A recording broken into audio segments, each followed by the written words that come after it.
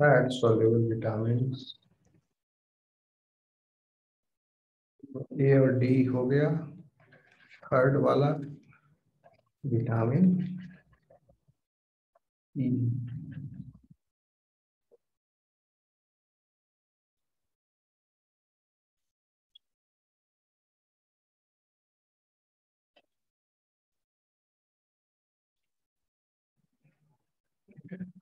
इसके दो कैटेगरीज में विटामिन्स हैं आपके, टोको फेरॉल्स तरह के और टोकोट्रिनॉल्स।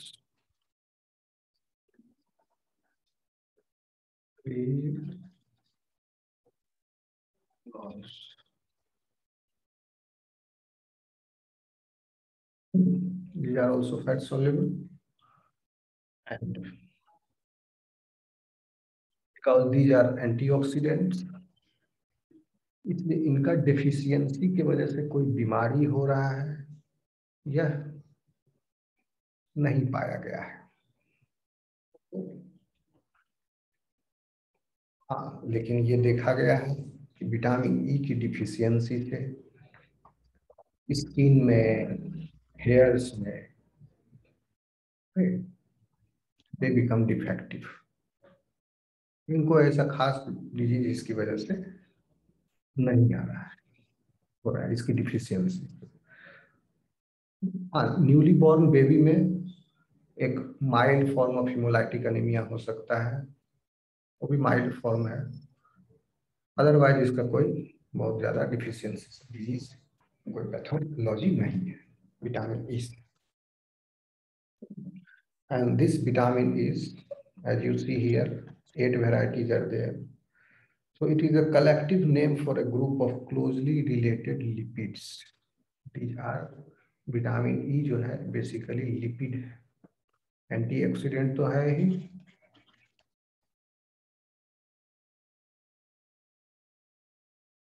they are lipid antioxidants.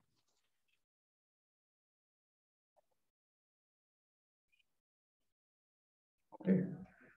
और इन सबको कलेक्टिवली हम टोकोफेरॉल्स या रिलेटेड टोकोट्रिनॉल्स कहते हैं।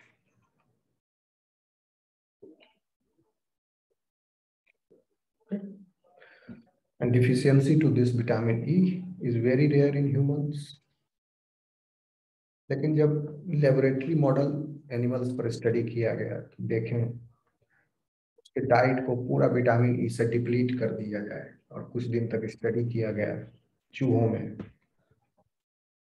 तो उनका जो स्किन था वो स्केली हो गया, मस्कुलर वीकनेस आ गई, उनकी मस्कुलर वेस्टिंग हुई। तो आप देख सकते हैं ये मस्कुलर वीकनेस, मस्कुलर वेस्टिंग और स्किन का स्केलिंग, ये सब एजिंग से रिलेटेड प्रोसेसेस भी है। एजिंग में भी यही होता है। तो कहने का मतलब विटामिन ई का कमी हो गया तो एंटीऑक्सीडेंट्स की कमी हो गई और एजिंग प्रोसेस उसका फास्ट हो गया। बेसिकली ये एंटीऑक्सीडेंट्स, क्योंकि होता क्या है, बहुत बड़ा बॉडी के लिए चैलेंज है। आपको सुबह बताए थे सुपर ऑक्साइड एनायन जो है ये आतंकवादी है। ये जब लेकिन क्या करें, रेस्पिरेशन होगा तो ये प्रोड्यूस होगा ही, एरोबिक रेस्पिरेशन, ये साइड इफेक्ट है, ये टॉक्सिक है। अब दिस अटैक्स ऑन लिपिड। इस सेल में माइटोकॉन्ड्रिया में प्रोड्यूस हो रहा है, माइटोकॉन्ड्रिया के मेम्ब्रेन को, inner mitochondrial membrane, outer mitochondrial membrane, वहां से स्केप कर गया तो प्लाज्मा मेम्ब्रेन के मेम्ब्रेन को, इसका फेवरेट टारगेट है मेम्ब्रेन।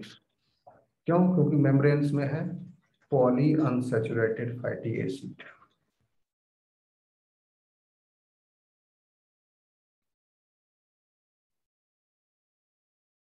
मेम्ब्रेन्स में पॉली अनसैचुरेटेड फैटी एसिड्स हैं आपके लाइपोप्रोटीन्स में भी, एलडीएल में, low density lipoprotein. Okay, poly unsaturated fatty acid है प्लाज्मा मेम्ब्रेन में और ऑर्गेनेल मेम्ब्रेन में, जैसे कि न्यूक्लियस का मेम्ब्रेन, माइटोकॉन्ड्रिया का मेम्ब्रेन, एंडोप्लाज्मिक रेटिकुलम, जितने भी ऑर्गेनल्स हैं सबके membrane. And this is also present in LDL. LDL में कौन है? Poly unsaturated fatty acid, pupa. And this superoxide anion free radical, it attacks polyunsaturated fatty acid और उसका डबल बॉन्ड को ब्रेक कर देगा and make them saturated, oxidise कर देता है। उसके ऑक्सीडाइज करने से फिर लिपिड ब्रेक हो गया, डबल बॉन्ड ब्रेक होगा, लिपिड भी ब्रेक होता है, लिपिड रेडिकल्स बनते हैं, उसको बोलते हैं पर ऑक्सी रेडिकल्स, लिपिड पर ऑक्सी रेडिकल्स। और एक बार लिपिड पर ऑक्सीडेशन शुरू हो जाता है, then it becomes a chain reaction. बहुत सारे लिपिड पर ऑक्सीडेट रेडिकल्स बनने लगेंगे। एक लिपिड पर ऑक्सीड रेडिकल फिर बगल वाले लिपिड को तोड़ेगा, उसको पर ऑक्सीड रेडिकल बना देगा, फिर वो बगल वाले को बना देगा, ऐसे करके। तो क्या होगा? प्लाज्मा मेम्ब्रेन का इंटीग्रिटी समाप्त होगा, प्लाज्मा मेम्ब्रेन अल्टीमेटली सेल जो है डेथ कर जाएगा। और ये एक वजह है कार्डियोवैस्कुलर डिजीज होने का, क्योंकि एलडीएल में पॉलीअनसैचुरेटेड फैटी एसिड है, सुपर ऑक्साइड ये रेडिकल बन रहा है, ये अटैक करके परऑक्सी रेडिकल बना दिया। और अगर डाइट में एलडीएल ज्यादा है तो उतना ही ज्यादा परऑक्सी रेडिकल बनेगा, इसलिए मना किया जाता है फैटी सब्सटेंस नहीं खाएंगे आप। और जो एक तरफ आप देख रहे थे पॉलीअनसैचुरेटेड फैटी एसिड हमारे वरदान है, पूफा, ये तो वरदान है, लेकिन इसको जो डिस्टर्ब कर देता है ये रेडिकल, खराब कर देता है, तो उसके बाद इसके पार्शियली ऑक्सीडाइज प्रोडक्ट जो है पूफा टूट के बनेगा, और वो फिर रेडिकल्स बनते हैं, और वो रेडिकल्स भी फिर और ज्यादा पॉलीअनसैचुरेटेड फैटी एसिड के नुकसान पहुंचाते हैं, उनको ब्रेक करते हैं। ठीक है ना? तो ये इसका मैकेनिज्म है, इसलिए। और ये एंटीऑक्सीडेंट विटामिन ई जो है इसी को रोकता है, इसको न्यूट्रलाइज कर देगा। Vitamin E neutralises this also, vitamin E neutralises lipid परऑक्सी radicals also, और आपका बनना बंद हो जाएगा, फिर रुक जाएगा। तो ये लिपिड परऑक्सी रेडिकल बनने से ब्लड वेसल्स में प्लाक फॉर्मेशन हो जाता है, अर्थरोस्क्लेरोसिस हो जाएगा। ठीक है, तो ये विटामिन ई का रोल हो गया। These are antioxidant. समझ में आ रहा है स्टूडेंट्स? Yes sir. ठीक है, आप देख रहे हैं कि विटामिन ए का जो एबिलिटी है that is to prevent oxidative damage to the lipids okay of lipids of cellular membranes. So to maintain the lipid of the cellular membrane, vitamin A E is required.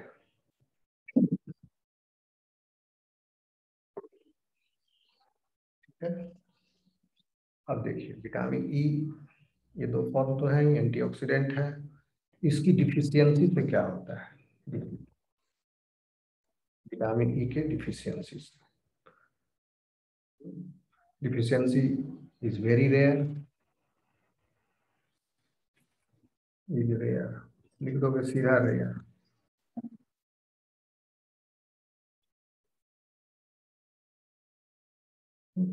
और इसके hyper vitaminosis से ज्यादा dose हो गया तो ये भी fat soluble है, बॉडी में जाएगा तो फैट में डिजोल्व हो जाएगा, बाहर निकलेगा नहीं। तो जनरली इसका कोई हाइपर विटामिनोसिस वो इसका भी रोल नहीं दिखा देगा। इसके हाइपर विटामिनोसिस से कोई बीमारी होती नहीं है। क्यों? क्योंकि जितना विटामिन ई जाएगा बॉडी में उतना ही फायदेमंद है, उतना ही ज्यादा रेडिकल्स को रिमूव करेगा, और रेडिकल्स की संख्या बहुत ज्यादा है। जो जनरेट हो रहे हैं बॉडी में, free radicals, not all radicals, free radicals जो फ्री फॉर्म है, वो है आतंकवादी। वो जहां जाएगा वहां डिस्ट्रॉय करेगा। जैसे ये लिपिड परऑक्सी रेडिकल्स, ये H2O2, ये भी एरोबिक रेस्पिरेशन का बाय प्रोडक्ट है। परऑक्सी radical, hydroxy radical, like many types of radicals, free radicals are there. उन फ्री रेडिकल्स को विटामिन ए ई न्यूट्रलाइज कर देता है। तो विटामिन ई जितना मात्रा में लेंगे, ये काम हो रहा है उसका, वो न्यूट्रलाइज होने में खर्च हो जा रहा है। ये ट्रेस अमाउंट में आप ले रहे हैं और फ्री रेडिकल्स बहुत ज्यादा बन रहे हैं, तो ये खप जा रहा है उसमें। ठीक है, तो विटामिन ई इसका मतलब हमें ज्यादा से ज्यादा मात्रा में लेनी चाहिए। विटामिन ई कहाँ मिलता है? फ्रूट्स में। Vitamin E R found in fruit, ठीक है, and vegetables.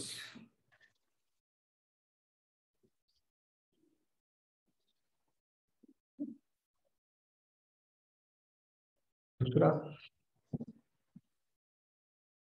Vitamin E R also found in dry fruits, जिसको आप बोलते हो ड्राई फ्रूट्स, जैसे कि नट्स,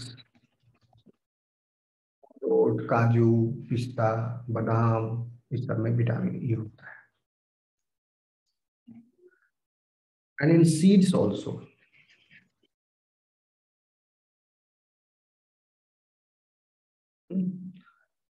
और जो सीड से ऑब्टेन किया हुआ तेल है, seed oil,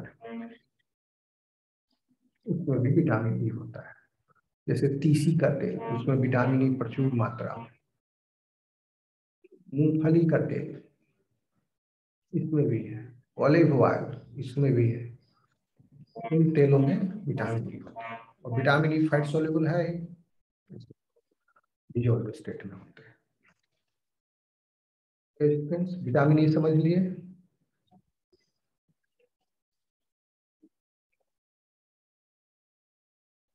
hello,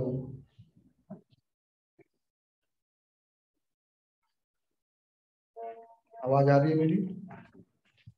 yes sir. Yes sir. अब हम लोग यस सर। फैट्स, विटामिन के,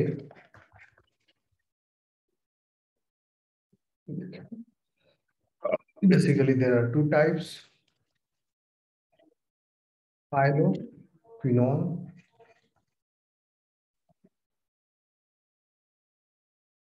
and menaquinones.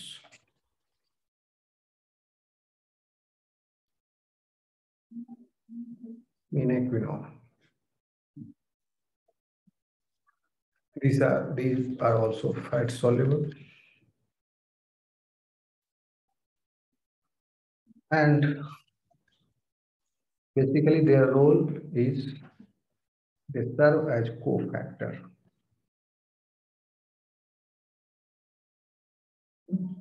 required for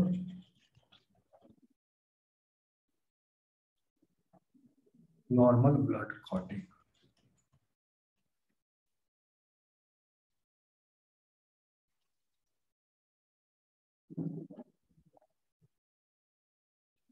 ये कोफैक्टर्स, इसका एक फॉर्म जिसका नाम विटामिन K1 है, दैट इज आपका K1, ये फाइलोक्विनोन, ठीक है, and K2 is menaquinone. K1 is interesting क्योंकि K1 आपके बॉडी में बन रहा है। ये आपके इंटेस्टाइन में जो फ्रेंडली बैक्टीरिया हैं, they are producing vitamin K, vitamin B12 and one more vitamin, बताइए, भूल गए, अभी बताएं थोड़ी देर पहले, बायोटिन। ओके, ये बना रहे हैं। तो विटामिन के भी बन रहा है माइक्रो ऑर्गेनिजम्स के द्वारा, ये K1 वाला बन रहा है, फाइलोक्विनोन।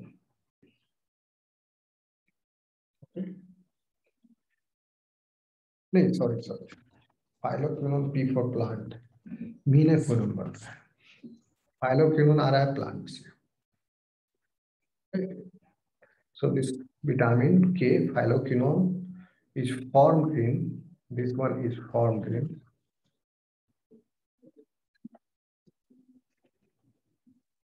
in form से अच्छा वर्ड रहेगा फाउंड लिखना। These are found in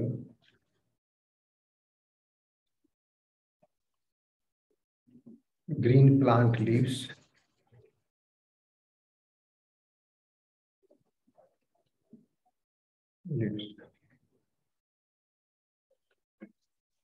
और इसका दूसरा related form menaquinone, these are formed by the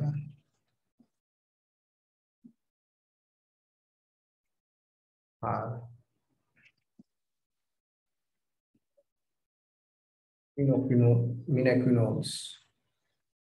उस तरह के माइक्रो ऑर्गेनिजम्स हैं जो कि मीनाक्विनोन्स का सिमिलर वेराइटी बना रहे हैं, are formed by bacteria,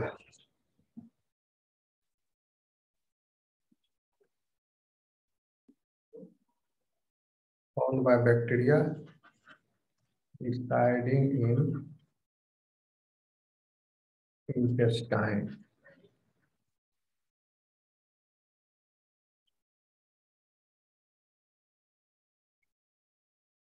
ठीक है, और ये दोनों फॉर्म जो है एक ही काम कर रहा है, तो ये दोनों विटामर्स हैं, दोनों का एक ही काम, विटामर्स का एक ही function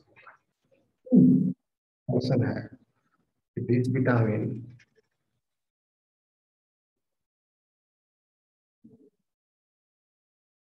vitamin acts in the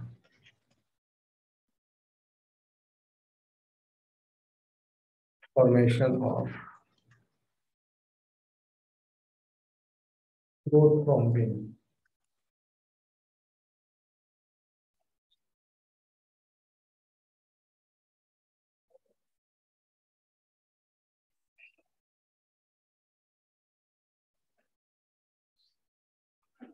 So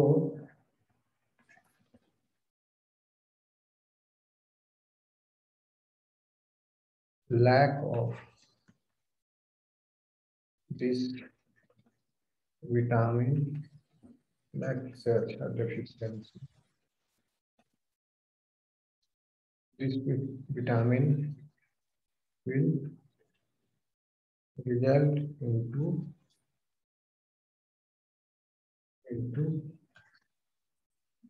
deficient prothrombin formation,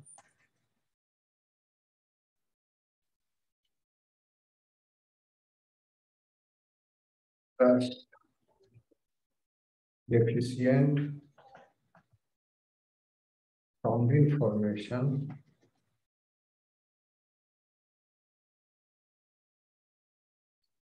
thus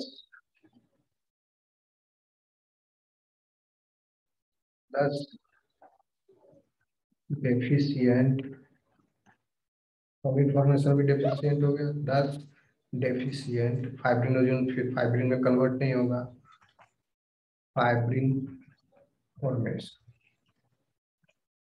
thus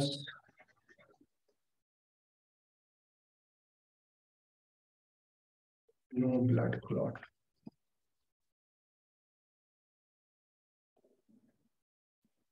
इसको भी लिख लो deficient blood clot formation leading to blood clot formation नहीं होगा, then it will lead to continuous loss of blood from body. If tissue is damaged, if blood vessels are exposed, cut हो गया तो tissue damage हुआ, blood vessel expose हो गया तो continuously खून बहते रहेगा, लीक होते रहेगा, to lead to continuous loss of blood from body if people gets injured। ये हो जाएगा विटामिन के का मतलब हुआ कि ब्लीडिंग होगा, समझे? तो फ्यूज ब्लीडिंग होगा, ब्लीडिंग डायथेसिस हो जाएगा। ब्लीडिंग डायथेसिस कहते हैं, it is the condition due to हाइपोग्लू हाइपोकोगुलिटी हाइपोकोगुलेशन से कोगुलेबिलिटी हाइपो को ए गुले हाइपोकोगुलेबिलिटी।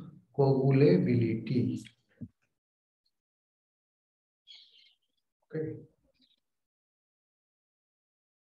इससे ब्लड लॉस हो जाएगा। और इसका हाइपर विटामिनोसिस से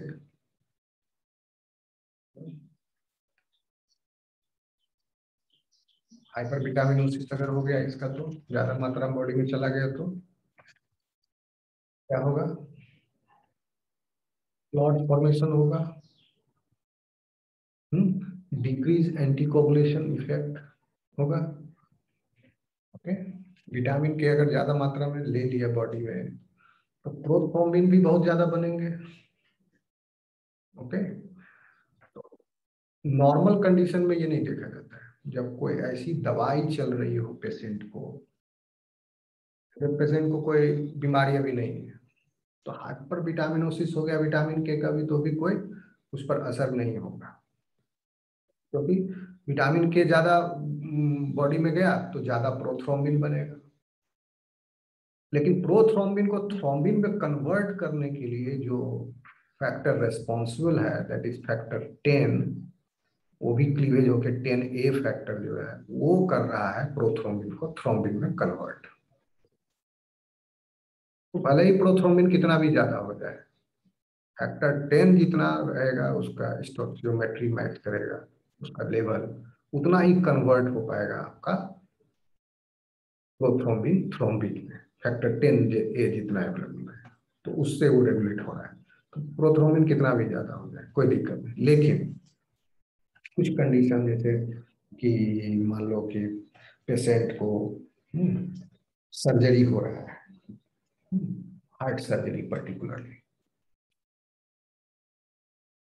सर्जरी में बहुत सारा क्लॉट्स बन रहे हैं, माइक्रो क्लॉट्स बन रहे हैं, और वो फिर सर्कुलेशन में एंटर कर जाएंगे तो क्लॉट्स जो है वो ब्लॉक कर दे सकता है कहीं भी माइक्रोवेस्कुलेचर को, और ऑर्गन को जो ब्लड सप्लाई है दैट विल बी अफेक्टेड, और ऑर्गन जो है फेल्योर हो सकता है फिर।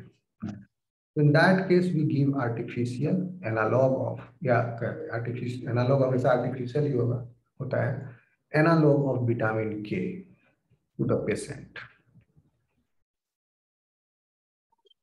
वो क्या होता है एक्चुअली? एनालॉग का नाम है वारफेरिन। ये एक तरह की दवाई है, ये दवाई है वारफेरिन, ये विटामिन के का एनालॉग है। एनालॉग मतलब ये है आपका कॉम्पिटिटिव इनहिबिटर,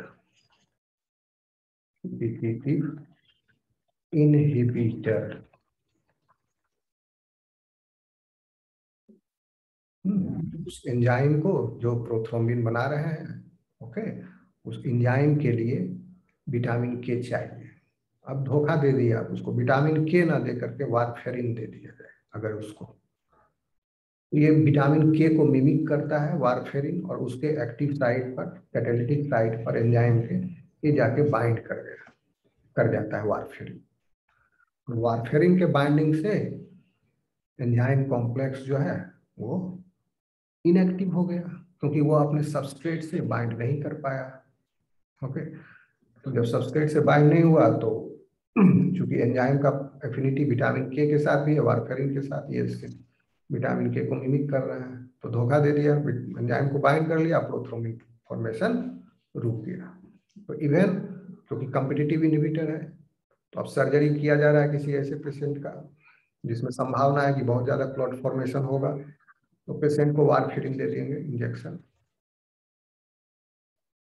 वारफेरिन जो है कॉम्पिटिटिव इनहिबिटर है, विटामिन के को रिप्लेस कर देगा ये, और ये जाकर के एंजाइम से बाइंड कर जाएगा, वो एंजाइम बन के।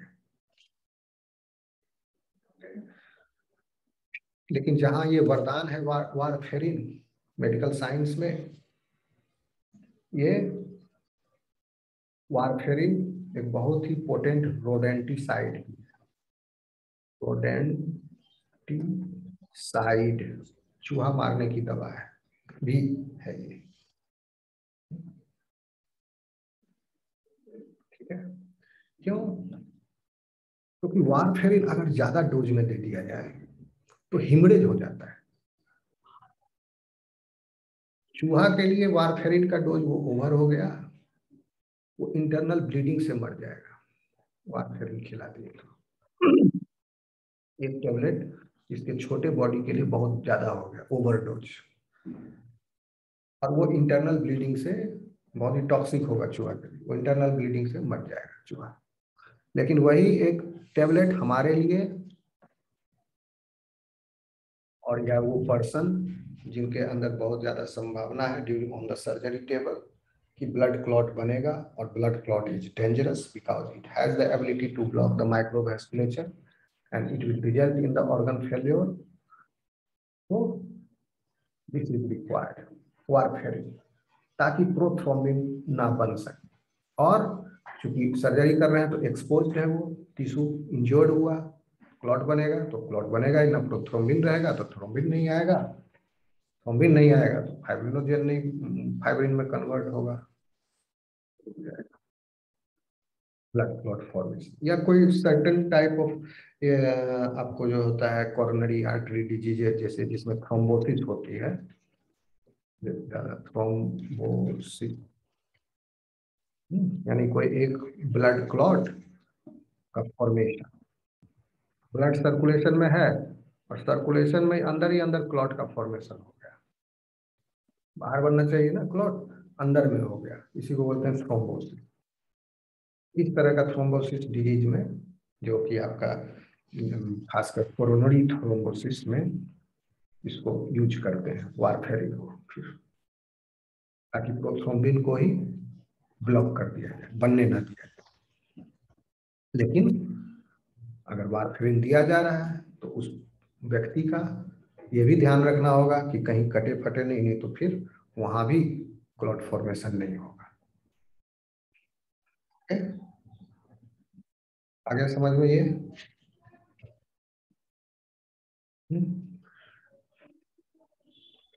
कहाँ मिलता है विटामिन के? तो एक तो हो गया इंटरनल सोर्स, आपका कौन आ रहे हैं वहां से, मीनाक्विनोन्स, माइक्रो ऑर्गेनिजम्स हैं गट में, वो प्रोड्यूस कर रहे हैं। हाइलोक्विनोन प्लांट में आ रहा है, कहाँ है, ग्रीन प्लांट लीव्स में, एग में है, एग योक में, और लीवर में भी है, और प्लांट में ग्रीन प्लांट लीव्स है, पालक में भी है। विटामिन के वैसे हमको माइक्रो ऑर्गेनिज्म से भी मिल जाता है। आया बात समझ में? इतना फैट सोल्युबल विटामिन यहाँ होता है कंप्लीट। अभी तक आप क्या देखें कि विटामिन ए अगर नहीं लिया गया, डेफिशिएंसी, इट इज सीरियस। इसका ओवरडोज भी सीरियस है, डेफिशिएंसी भी सीरियस है। Vitamin D deficiency is serious, overdose is serious. Vitamin E, both deficiency and overdose are not similar. हाँ, उस पर्सन का लाइफ स्पैन कम हो जाएगा, उम्र जल्दी बूढ़ा होगा वो। विटामिन के, deficiency of vitamin K is also lethal, क्योंकि विटामिन के नहीं होगा तो फिर प्रोथ्रोम्बिन नहीं बनेगा, तो फिर कहीं इंजरी हो गई तो खून बहता चला जाएगा और ऊपर व्यक्ति मर जाएगा बहते बहते। ओके स्टूडेंट, समझ में आ रहा है? Yes sir. विटामिन ए की पूर्ति हमको बाहर से करना पड़ेगा, ऑल एक्सटर्नल सोर्सेज, ये इंटरनल नहीं है इसका सोर्स। प्लांट से बीटा कैरोटीनॉइड लीजिए या एनिमल से आप रेटिनॉल लीजिए। विटामिन डी ये आपके इंटरनल सोर्स से रिप्लेनिश हो जाएंगे सनलाइट के प्रेजेंस में। कोलेस्ट्रॉल डेरिवेटिव जो है आपका 7 डिहाइड्रो कोलेस्ट्रॉल जो है that can be converted into vitamin D3 और फिर कैल्सिफेरॉल और फिर 125 डिहाइड्रोक्सी कैल्सिफेरॉल बन जाएंगे। और ये बॉडी में भी बन रहा है, एक्सटर्नल सोर्स से भी प्राप्त किए जा सकते हैं विटामिन डी। फिश में, फिश के लिवर ऑयल से। विटामिन ई बहुत सारा प्लांट में होता है, एनिमल में होते हैं। ओके, ये आपके नट्स में होते हैं, सीड्स में होते हैं। बेसिकली ये विटामिन ई का जो चीफ सोर्स है वो प्लांट है। एनिमल सोर्स इसमें, एनिमल्स में ज्यादा नहीं है विटामिन ई। और विटामिन के ये आपके बॉडी में नहीं बन रहा है, विटामिन डी आपके बॉडी में बन रहा है, विटामिन के आपके बॉडी में बन रहा है form of menaquinones. Okay students, class, अभी का क्लास आपका ओवर होता है। कुछ पूछना है आपको? No sir.